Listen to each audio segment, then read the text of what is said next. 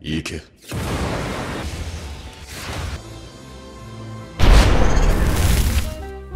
Singkat cerita, setelah pada episode yang ke-13 kemarin, Sang Jinwoo sudah diperkenalkan kepada Nyonya Selner, yang merupakan seorang upgrader alias orang yang bisa meningkatkan kekuatan dari para hunter hingga bisa melewati batas maksimalnya. Maka di saat yang bersamaan ini, Nyonya Selner pun kini akhirnya langsung berjalan untuk dapat bisa mendekati tubuh dari Jinwoo. Lalu tanpa menunggu lama, dia pun langsung menjelaskan cara kerja dari kekuatannya itu dalam urutan seperti ini. Intinya, kekuatan dari para hunter bisa ditingkatkan sampai lebih dari batas maksimalnya, yaitu sekitar 20% sampai dengan 30%. Namun, demi bisa mencapai angka 30%, dibutuhkan waktu sampai dengan 3 tahap untuk dapat melakukannya. Nah, mengingat pihak hunter dari Amerika sekarang ingin sekali untuk dapat merekrut hunter Jinwoo menuju ke dalam negara mereka, maka Nyonya Selner pun kini langsung menawarkan kepada Jinwoo untuk dapat bisa membuka potensi kekuatannya itu dalam tahap yang pertama. Di mana di dalam praktiknya, ini adalah hadiah dari para hunter Amerika menuju kepada Jinwoo. Yang artinya, untuk bisa membuka potensi kekuatan dari Jinwoo di dalam tahap yang pertamanya ini, mereka pun akan memberikannya secara gratis sebagai bentuk dari sebuah hadiah menuju kepada Jinwoo.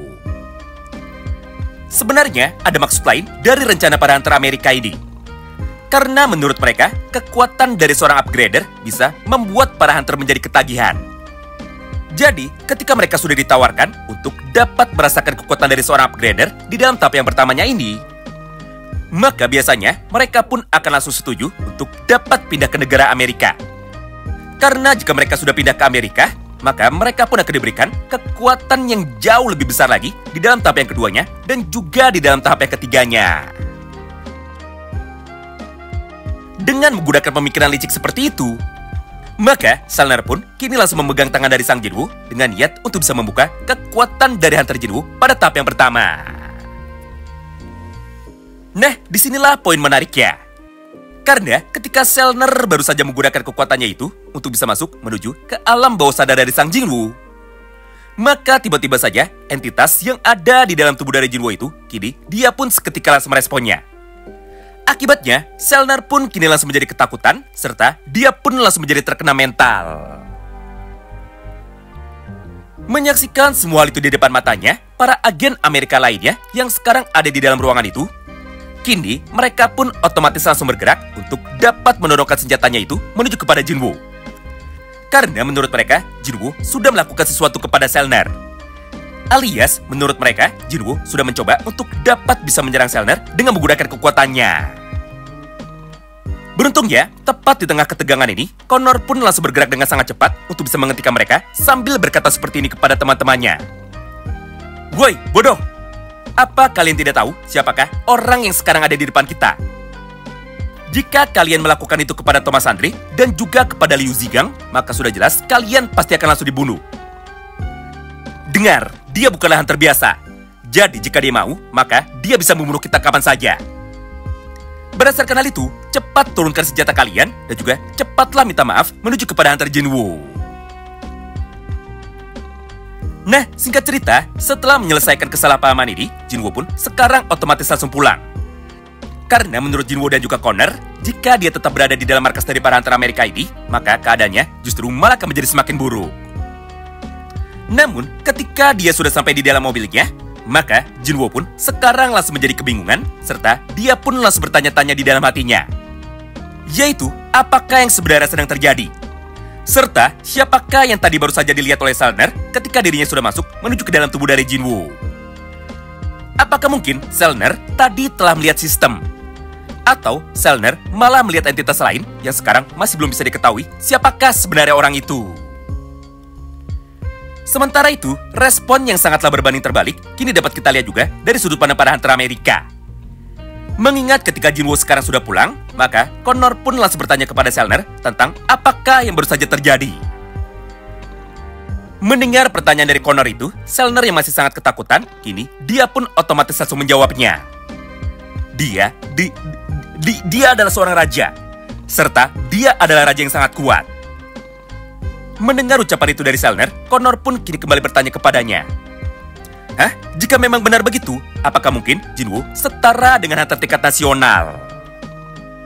Di momen inilah, Selner pun kembali menjawabnya lagi. Aku tidak yakin atau aku tidak tahu. Yang jelas, dia adalah raja, tapi dia adalah raja yang sangat berbeda. Karena ketika aku mencoba untuk bisa melihat kekuatannya, maka orang yang ada di dalam tubuhnya itu justru malah menatap balik diriku. Dengan begini, maka aku pun sekarang bisa menyimpulkan bahwa Jinwoo adalah seorang hunter yang sama sekali tidak memiliki batasan. Alias, Jinwoo adalah hunter dengan potensi kekuatan yang sekarang sama sekali tidak terbatas. Nah, setelah interaksi dengan para hunter dari Amerika sekarang sudah selesai, maka pada halaman yang berikutnya, Shin pun kini seketika langsung berpindah tepat menuju ke dalam sudut pandang dari Jinwoo lagi. Di mana ketika sedang di dalam perjalanan pulang, maka tiba-tiba saja Jinwoo pun langsung mendapatkan sebuah telepon dari presiden para hunter, yaitu dari Go Gun-hye. Lalu tanpa menunggu lama, dia pun langsung meminta tolong kepada Jinwoo untuk dapat menyelesaikan dungeon Renbei yang kebetulan sekarang baru saja muncul tepat di tengah jalanan sekaligus dekat dengan kantor baru dari Jinwoo.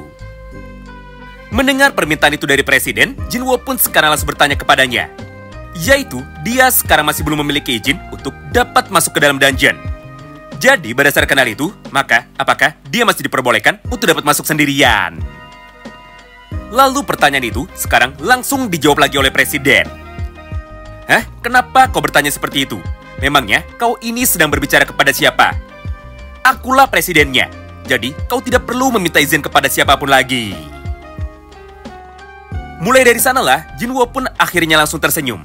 Serta tanpa pikir panjang, dia pun kini langsung menjadi setuju. Karena menurutnya, semua monster yang ada di dalam dungeon adalah makanan bagi dirinya untuk bisa bertambah menjadi semakin kuat. Hingga di saat yang bersamaan itu, Jinwoo pun kini langsung keluar dari dalam mobilnya untuk dapat pergi menuju ke depan pintu dari dungeon yang baru saja muncul ini. Sesampainya di sana, Jinwoo pun sekarang langsung dihadang oleh salah satu anggota dari asosiasi para hunter. Di mana di dalam praktiknya, dia pun tidak memberikan izin kepada Jinwoo untuk dapat masuk sendirian. Karena biasanya, dungeon seperti ini hanya boleh dimasuki oleh anggota party yang jumlahnya sudah memenuhi persyaratan, alias mereka tidak boleh masuk sendirian. Tapi karena Jinwoo tidak mau ribet, maka dia pun langsung memberikan teleponnya itu menuju kepada orang itu. Serta dia pun langsung diminta oleh Jinwoo untuk dapat berbicara kepada presiden secara langsung. Sederhananya, setelah orang itu sudah dimarahi oleh presiden dan juga Jinwoo sekarang sudah diberikan izin, maka tanpa menunggu lama, dia pun kini seketika langsung masuk.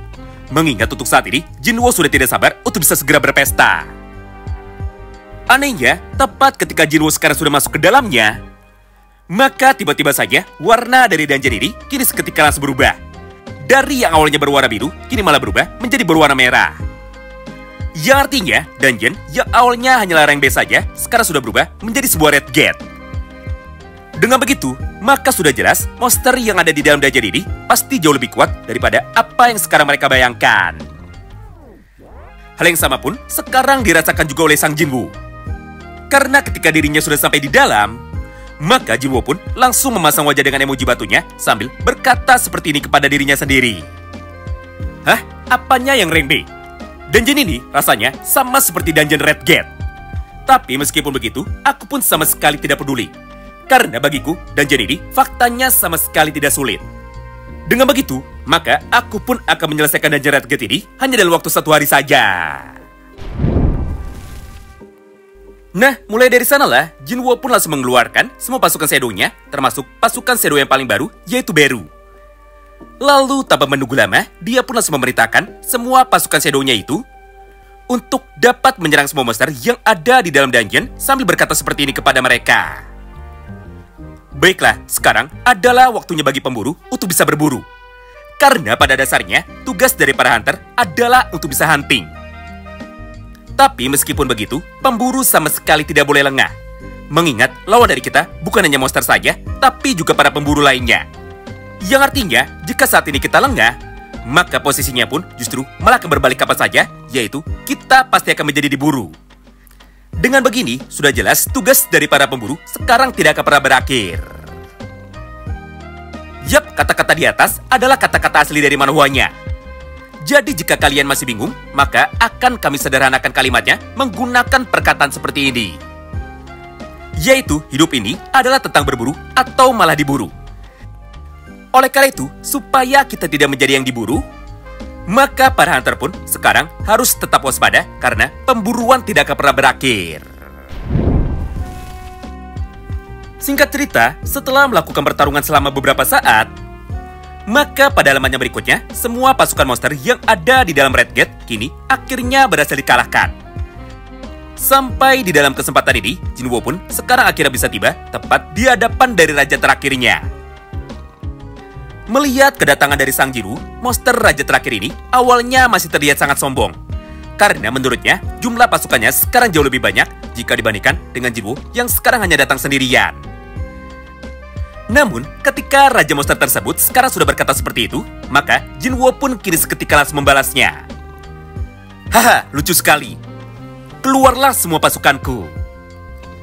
Lalu di saat yang bersamaan, semua pasukan Shadow dari Jinwoo, kini mereka pun akhirnya seketika langsung muncul.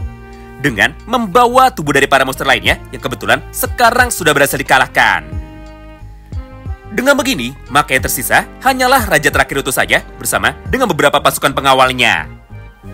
Yang artinya, mau tidak mau, dia pun harus bisa mengalahkan Sang Jinwoo dengan jumlah seadanya. Di momen inilah, Jinwoo pun tanpa pikir panjang, kini dia pun akhirnya langsung berkata, "Kill them all," atau bunuh mereka semua. Kemudian mulai dari sanalah, duel antara pasukan Sang Jinwoo dan juga raja terakhir ini, kini akhirnya seketika langsung dimulai dalam urutan sebagai berikut. Pertama, Tas pun langsung maju paling depan untuk dapat menggunakan kedua skill andalannya, yaitu Hymne of the Giant dan juga skill Reverse Gravity. Akibatnya, tubuh dari raja terakhir ini otomatis langsung menjadi terjatuh ke tanah dengan menggunakan kekuatan sihir yang sangat besar. Lalu setelah itu, Beru pun kini seketika langsung muncul lagi untuk dapat bisa memotong tangan dari raja terakhir itu dengan menggunakan kekuatan dari tebasannya. Hingga gara-gara itu, dia pun kini berhasil dibuat menjadi tidak berdaya, serta dia pun lagi-lagi kembali menjadi terjatuh. Nah, menarik ya, di saat monster raja terakhir ini sekarang sudah sama sekali tidak bisa bertarung lagi. Maka Sang Jinwoo pun kini langsung berjalan menuju ke arahnya sambil bertanya seperti ini kepadanya. "Dengar, jika dirimu bisa memberitahuku sesuatu, maka kematianmu tidak akan aku buat menyakitkan. Oleh karena itu, cepat katakan kepadaku, apakah ... Sayangnya, kata-kata dan juga pertanyaan dari Sang Jinwoo sekarang tiba-tiba saja langsung disensor. Hingga kita pun menjadi tidak tahu apakah yang sebenarnya ingin diketahui oleh Sang Jinwoo. Tapi, menurut penjelasan yang ada di dalam dialog berikutnya, Jinwoo ingin mengetahui tentang apa yang namanya sistem. Namun ketika dia mencoba mencari tahu, maka sistem itu otomatis langsung membatasinya. Serta dia pun jadi tidak bisa mendapatkan jawaban dari para monster. Berdasarkan hal itulah, maka Jinwoo pun akhirnya langsung memutuskan untuk dapat membunuh raja terakhir ini karena dia sama sekali tidak berguna. Nah, setelah pertarungan dari dalam dungeon Red Gate ini sekarang sudah selesai, maka Jinwoo pun langsung mengeluarkan sebuah item dari dalam inventorinya, berupa sebuah kunci berwarna hitam yang disebut dengan kunci Key of Carteneon Temple. Atau gampangnya, ini adalah kunci untuk bisa masuk menuju ke dalam dungeon ganda, tempat pertama kali Jinwoo terbunuh sebelum dia pun akhirnya berhasil dibangkitkan. Namun, untuk bisa masuk ke dalam dungeon ganda itu lagi, maka Jinwoo pun sekarang masih harus menunggu selama 417 jam, 67 menit, dan juga 57 detik. Karena pada dasarnya, semuanya sekarang sudah dibatasi oleh sistem. Tapi meskipun begitu, Jinwoo pun sama sekali tidak khawatir. Mengingat di dalam kotak dialognya, Jinwoo pun sekarang langsung berkata seperti ini kepada kita. Jika ini semua sudah direncanakan dari awal, dan juga jika memang benar ada sesuatu yang memintaku untuk bisa kembali ke sana, itu berarti dia sudah menungguku. Dengan begini, maka aku pun pasti akan datang. Karena untuk sekarang, aku adalah orang yang sudah jauh berbeda dari aku yang dulu masuk ke dalam tempat itu. Kemudian, setelah Jinwoo sudah selesai mengucapkan kata-katanya di atas, maka untuk sekarang, kita pun kembali diperlihatkan mengenai kemunculan dari muka patung asal ini yang lagi-lagi muncul dengan kondisi nyengir. Yang artinya, cepat atau lambat, Jinwoo akan kembali berhadapan dengan patung batu ini sesuai dengan sistem yang sudah diberikan kepadanya. Nah, singkat cerita, setelah raid dari Dungeon Red Gate ini sekarang semuanya sudah selesai, maka pada halaman yang berikutnya, Shin pun kini kembali berpindah menuju ke dalam sudut pandang dari Jinwoo lagi. Di mana di dalam praktiknya, tepat ketika Jinwoo sekarang sudah sampai menuju ke dalam kantornya, maka tiba-tiba saja, tepat dari arah pintu depan, Hunter Cha pun kini seketika langsung datang untuk dapat bisa bertemu dengan sang Jinwoo. Lalu, tanpa menunggu lama, dia pun langsung menyampaikan niat kedatangannya menuju kepada Jinwoo, bahwa Cha Hae-in sekarang sudah berniat untuk bisa bergabung ke dalam guild baru dari sang Jinwoo. Karena faktanya, dia sudah mendengar sebuah kabar bahwa Jinwoo akan mendirikan sebuah guild barunya sendiri. Mendengar permintaan itu dari Cha Hae-in, Jinwoo pun awalnya nampak sangat terkejut. Namun karena dia penasaran, maka Jinwoo pun langsung meminta Cha Hae-in untuk bisa masuk lebih dulu. Serta setelah mereka berdua sudah sampai di dalam ruangan, Jinwoo pun sekarang langsung bertanya kepada Cha Hae-in tentang apa alasan dari Hunter Cha, kenapa dia malah ingin bergabung menuju ke dalam guild baru milik sang Jinwoo ini. Mulai dari sanalah, sebenarnya dialognya sangat panjang. Tapi intinya, Cha Hae-in sekarang sudah jatuh hati kepada sang Jinwoo. Jadi berdasarkan hal itu, dia pun sekarang merasa sangat nyaman jika dia bisa berada di samping dari sang Jinwoo. Bahkan di dalam dialog aslinya, Cha Hae-in pun berkata seperti ini, tapi di dalam hatinya saja. Yaitu, dia ingin bisa terus berada tepat di samping dari sang Jinwoo atau di dalam pelukan dari sang Jinwoo. Tapi masalahnya, Jinwoo tidak bisa langsung menerima Cha Hae-in untuk dapat menjadi anggota terbarunya. Karena menurutnya, ada sebuah persyaratan yang sekarang harus dilewati oleh Hunter Cha lebih dulu jika memang benar dia tertarik untuk bisa bergabung. Berdasarkan hal tersebutlah, Jinwoo pun langsung mengajak Hunter Cha untuk dapat melakukan sparring atau melakukan pertarungan duel 1 lawan 1. Syaratnya, jika Hunter Cha sekarang bisa mengalahkan pasukan Shadow terkuat dari sang Jinwoo, maka Hunter Cha otomatis akan langsung diterima. Nah, untuk dapat melakukan hal itu, maka Jinwoo pun sekarang langsung mengajak Hunter Cha untuk dapat melakukan sparring di dalam gedung dari Asosiasi Para Hunter. Karena menurutnya, hanya tempat itu sajalah yang aman untuk dapat bisa melakukan pertarungan tanpa perlu masuk menuju ke dalam dungeon. Oleh karena itu, Jinwoo pun segera menggunakan kekuatan dari Shadow Exchange-nya demi dapat bertukar tempat alias untuk melakukan teleport menuju ke dalam lokasi gedung Asosiasi Para Hunter dalam waktu yang sangat instan. Singkat cerita, setelah Jinwoo dan juga Cha Hae-in sekarang sudah tiba di dalam ruangan ini, maka Jinwoo pun langsung berkata kepadanya, "Ayo kita mulai."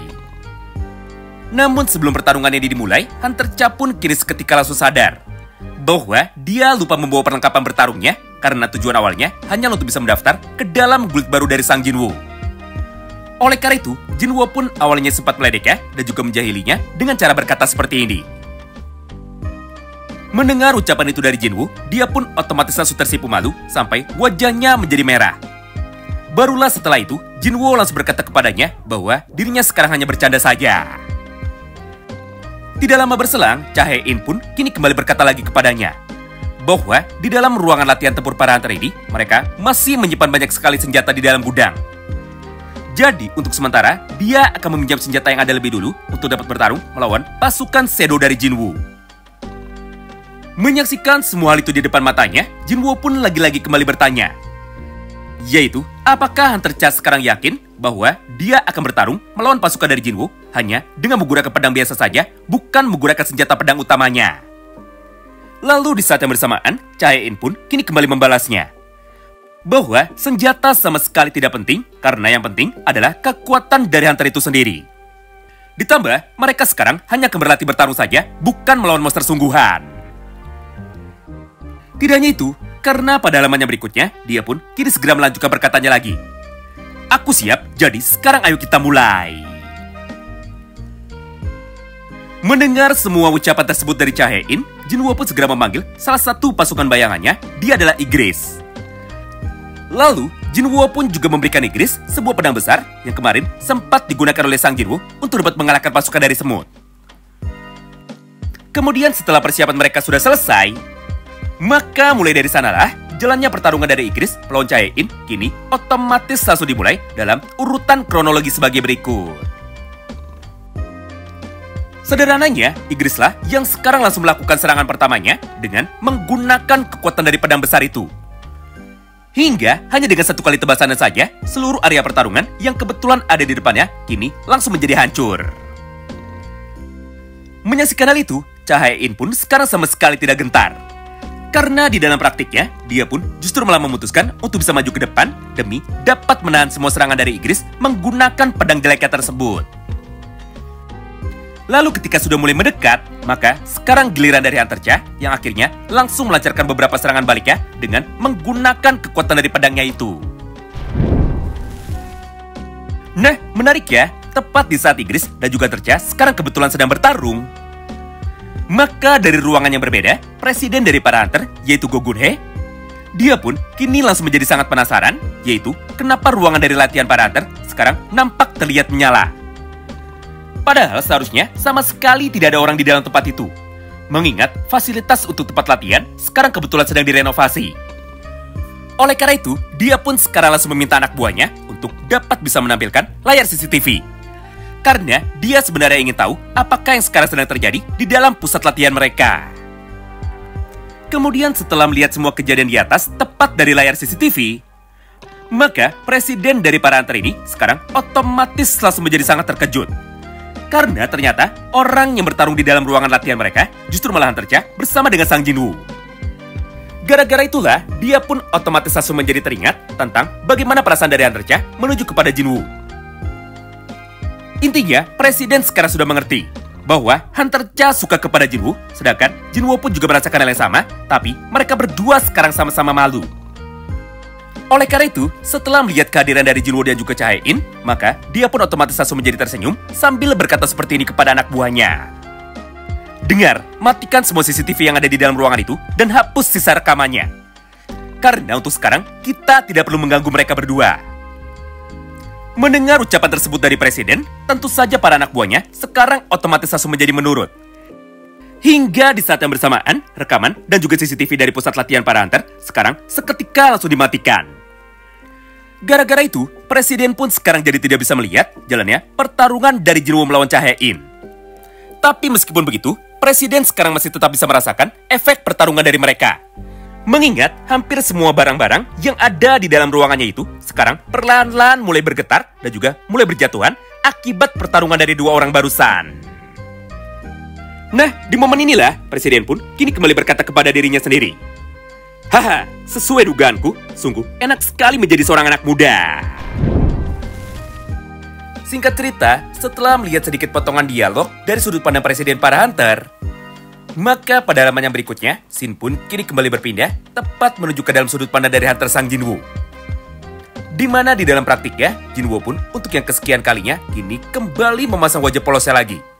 Karena pada kesempatan itu, Ygritte pun ternyata berhasil dikalahkan oleh Hunter Cha walaupun dia hanya bertarung dengan menggunakan perlengkapan yang seadanya.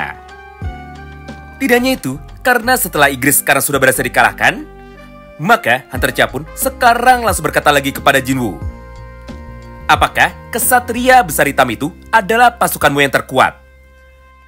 Bukankah di awal tadi kau sudah bilang bahwa kau akan bertarung dengan serius dan juga kau pun akan mengeluarkan pasukan shadow yang terkuatmu? Jadi berdasarkan hal itu, tolong panggilkan dia."